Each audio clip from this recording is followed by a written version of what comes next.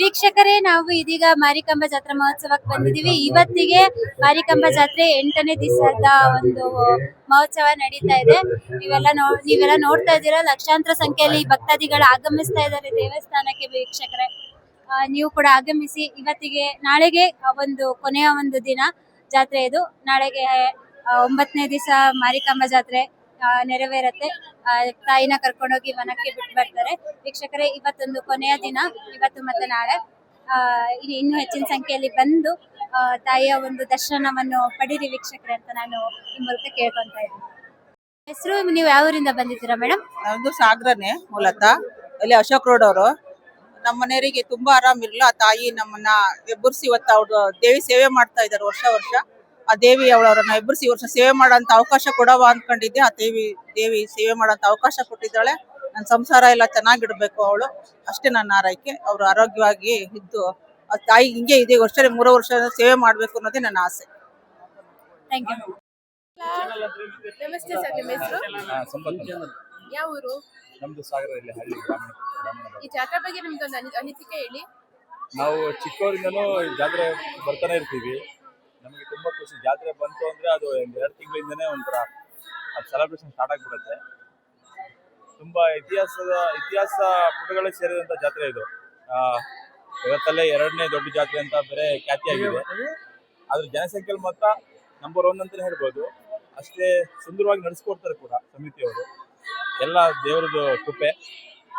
ಇನ್ನು ನೋಡ್ರಿ, ಜಾತ್ರೆ ಇನ್ನ ದಿನ ಹೋಗ್ತಿದ್ದಂಗೂ ಜನ ಜಾಸ್ತಿನೇ ಆಗ್ತಾ ಇರ್ಬಿಟ್ರೆ ಅಲ್ಲಿ ಕಡಿಮೆ ಆಗೋ ಚಾನ್ಸಸ್ ಎಲ್ಲೂ ಕಾಣಿಸ್ತಾನೆ ಇಲ್ಲ. ಅಷ್ಟು ಖುಷಿ ಇನ್ನು ಹರಡ್ತಾನೆ ಇದೆ. ಆ ಖುಷಿಗೆ ಲಿಮಿಟೇ ಇಲ್ಲ ಅಷ್ಟು ಹೇಳಕ್ ಇಷ್ಟಪಡ್ತೀನಿ.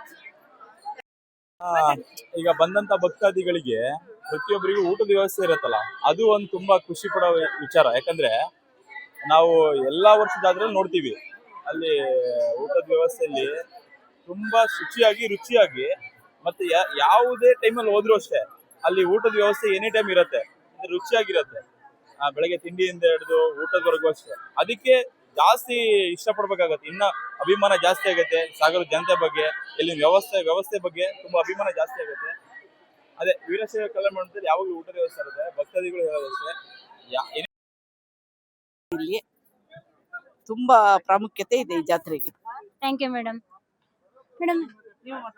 ನೀವು ಮಾತಾಡ್ತೀರಾ ಮೇಡಮ್?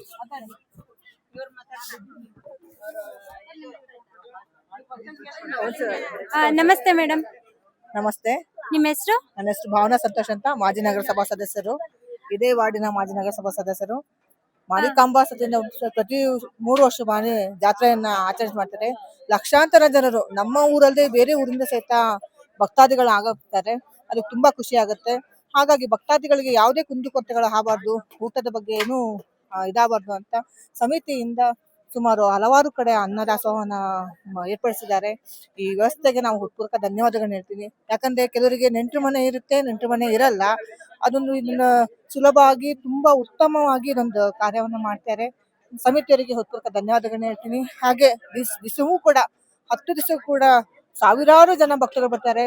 ಬೆಳಗ್ಗೆ ಉಪಹಾರ, ಮಧ್ಯಾಹ್ನ ಊಟದ ವ್ಯವಸ್ಥೆ, ಸಂಜೆನೂ ಸಹಿತ 11 ಗಂಟೆವರೆಗೂ ಈ ಸಮಿತಿಯರ ಪದಾಧಿಕಾರಿಗಳು ಒಂದು ಅನ್ನದಾಸೋಹನ ಮಾಡ್ತಾರೆ. ಸಮಿತಿಯ ಎಲ್ಲಾ ಸದಸ್ಯರು ಇನ್ನೊಬ್ರು ಮತ್ತೊಮ್ಮೆ ಹೃತ್ಪೂರ್ವಕ ಧನ್ಯವಾದಗಳು ಹೇಳ್ತಾ, ನಾನು ಈ ಒಂದು ಸಮಿತಿಯಲ್ಲಿ ನನಗೂ ಒಂದು ಅವಕಾಶ ಕೊಟ್ಟಿರುವಂತ ಮಾರಿಕಾಂಬಾ ಸಮಿತಿ ಹೃತ್ಪೂರ್ವಕ ಧನ್ಯವಾದಗಳನ್ನು ಕೊಟ್ಟಿರ್ತೀನಿ. ಧನ್ಯವಾದಗಳು.